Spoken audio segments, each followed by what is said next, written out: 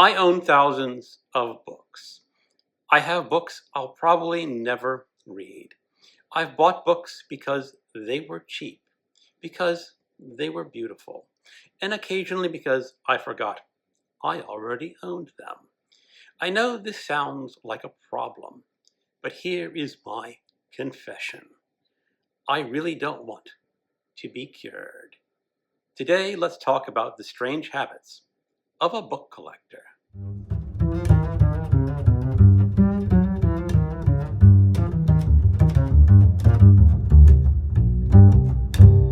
Hello, welcome to my channel. Another Bibliophile Reads. My name is Greg.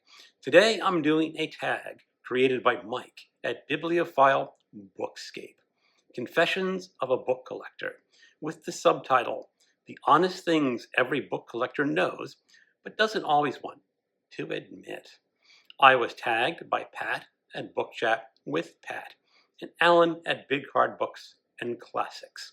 There are 8 prompts and an ending question. Let's do it. Prompt number 1. I own more books than I can realistically read. Absolutely true. I probably own close to 3,000 physical books stored here in my basement.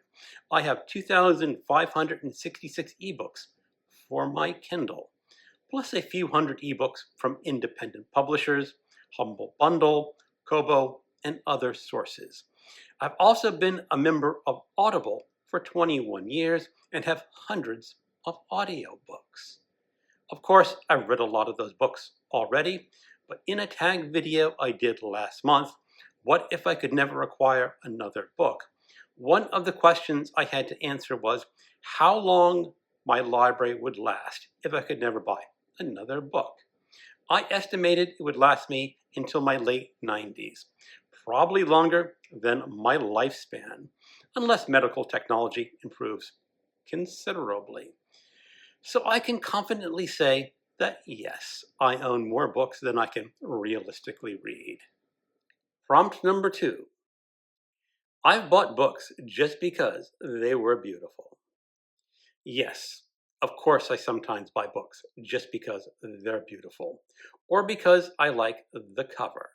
Back in March, I was visiting Alan in Portland, Oregon, so of course I had to go to the famous Powell's books. While browsing through the shelves, I came across this hardcover of Between Two Fires by Christopher Pullman. I had heard other channels mention it as one of the best horror novels of the past 10 years or so. It's a medieval horror story, and the setting appealed to me, but they had this hardcover with these beautiful black edges, and holding it in my hand, I told myself, this is just a beautiful edition of this book. Sure, the Kindle copy was cheaper. A paperback would have been cheaper. But there was something about this hardcover that just physically appealed to me.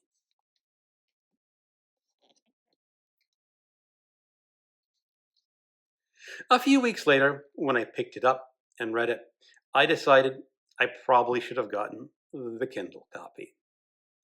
It's not one of the best horror novels of the past 10 years or so, or in my opinion, it was not. Yes, the book looks good on my shelves, but sometimes beauty isn't all it's held up to be.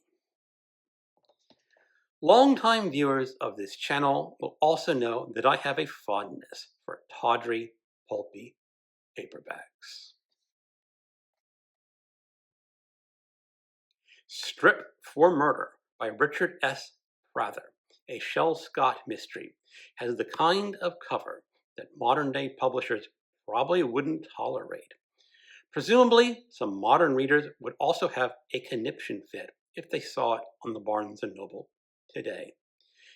But it's just the kind of title and cover you might have seen on a drugstore spinning rack in 1955. Isn't it beautiful? Depends on what you define as beauty, but I really like it. I also have The Crystal Seas by Geoffrey Lord, Richard Blade, number 16, a science fiction adventure story from 1975. Again, it has the cover that probably wouldn't pass muster today. A naked Dubro being attacked by a sea monster with tentacles strategically hiding his naughty bits. Beauty is in the eye of the beholder and the book collector. Prompt number 3. Finding a great book is sometimes more exciting than reading it. Absolutely. When browsing a used bookstore, I often come across titles that are a little tempting, but I put them back for one reason or another. But then there can be a magic moment. You pick up a title and recognize it as something out of the ordinary. Maybe it's not readily available online or in new bookstores. A few months ago, I found Slob by Rex Miller at a used bookstore. It's not a title I'm burning to read, but the book had a solid reputation in the horror reading community, or at least it used to. At the time I found it, copies were selling on Amazon for more than $50. I would not pay that much for this old paperback. But on that day, the book was $3.99. How could I possibly say no? I may never get around to reading it, but the sheer joy of finding this relatively rare book at an affordable price was thrilling. I brought it home. I showed my wife. I told her what a great deal I got. She's not particularly interested in old horror novels. She smiled at me, trying to be a good wife, and said, "Wow, good for you." Then she went about whatever she was doing. But people who love finding great books in used bookstores are going to know exactly what I felt. I'm also especially fond of NYRB Classics line. Just look behind me in this video and you'll see some of them. The publisher does a magnificent job with these paperbacks. Not only do they look fabulous on my shelves, but a lot of them are truly fantastic reads as well. Prompt number 4. I've bought duplicates by accident or because I liked a different edition. Yes. Sometimes when picking up old paperbacks, especially from mystery or science fiction series, I know I might want to read the book someday, but I don't always remember exactly what I already have on my shelves. So sometimes I pick up an extra duplicate or two. When that happens, I ask a friend on BookTube, "Do you want this book?" If so, I drop it into media mail and send it on to them. Different editions are also highly appealing. A month or two ago, the Library of America hosted a live video event with William Kennedy, author of the Albany Trilogy, Legs, Billy Phelan's Greatest Game, and Ironweed. I was impressed with the 90-year-old William Kennedy talking about his writing and his future plans. I had read the Albany Trilogy before, but when I saw that it had been reprinted as one of those beautiful Library of America editions, I decided I needed to get that book. Here it is. Library of America does such a great job with their books. They will last decades and decades and decades. They're really worth it. Reading Kennedy had not initially been one of my plans, but now that I have this book in my hand and I can show it to you, I really need to reread these books. I should probably organize a group reading event for the late 2026 or 2027. Would you be interested? Prompt number 5. I sometimes rearrange my shelves for fun. Sometimes, not often. I have my shelves arranged pretty much the way I want them.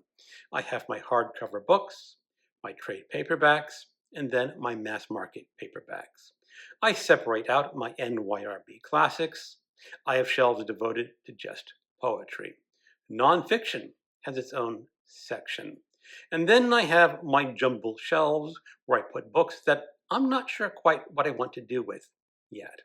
In time, some of those shelves will need rearranging, but not right away. Prompt number 6. There are books I'll probably never read, but I'll probably never get rid of them. Guilty. Over the years, as a book collector, I've come to the conclusion that unless circumstances absolutely necessitate it, don't get rid of books. Keep them for later. Keep them as a maybe.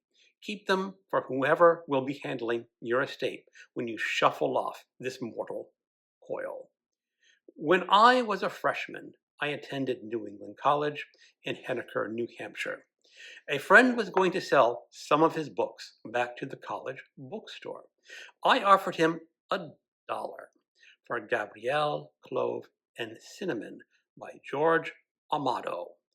At the time, I intended to return to New England College for my sophomore year and take the same class this book had been assigned for. Life changed, and I wound up going to the University of Maryland instead. But I've held on to this book since 1984, always intending to read it someday. The print is teeny tiny. There is no Kindle edition as of the recording of this video. Poor me. I probably should have gotten rid of this book long ago. But here it is on my shelves until the day I die. Prompt number 7. I've bought books simply because they were a bargain. Yes. Damn me, yes. While it's sometimes true of print books and audio books, I especially cannot say no to cheap ebooks, especially those Kindle books for $1.99 or $2.99.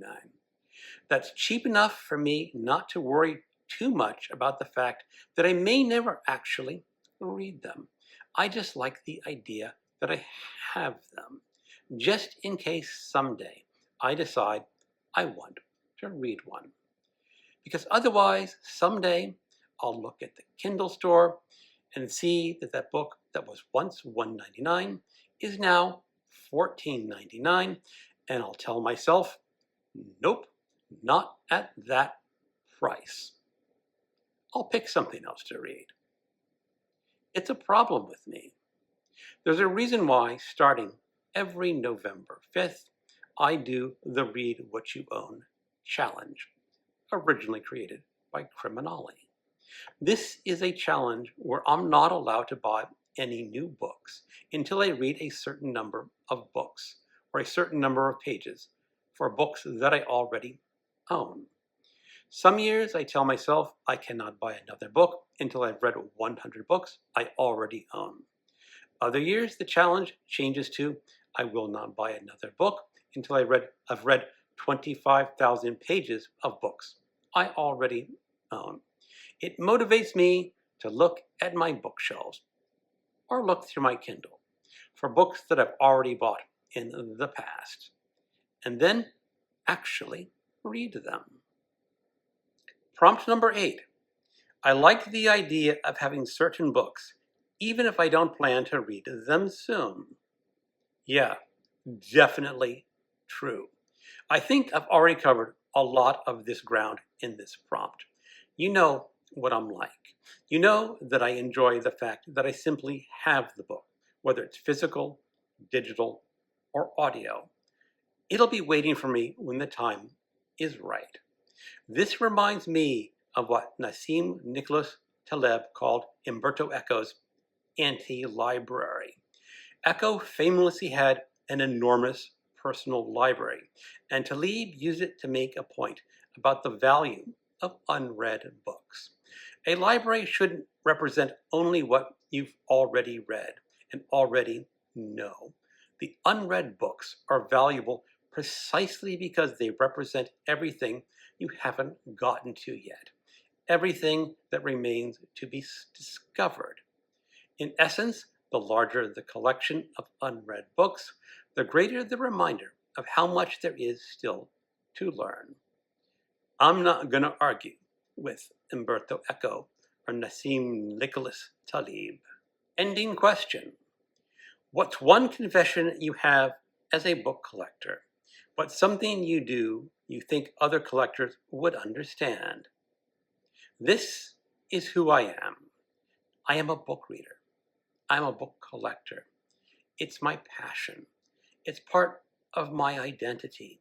If I didn't read books, if I didn't collect books, I would be a different person entirely. Who knows what that person would have been? People make choices in their lives. Very early on, I picked up a book and I loved it. And I've never looked back. So I suppose my final confession is that I really don't want to be cured of book collecting. Okay, those are the prompts. I feel a bit better. Whoever conceals his transgressions about book collecting will not prosper, but he who confesses and forsakes them will obtain mercy. Right? Now for tagging a few people. As always, there is no obligation to do this tag if you don't want to. MJ at Reading This Life. Maddie at Madeline Reads. Nikki at My Messy Bookshelf. Roy at Roy Reads Anything. Anyone else who wants to do this tag, please feel free to do so.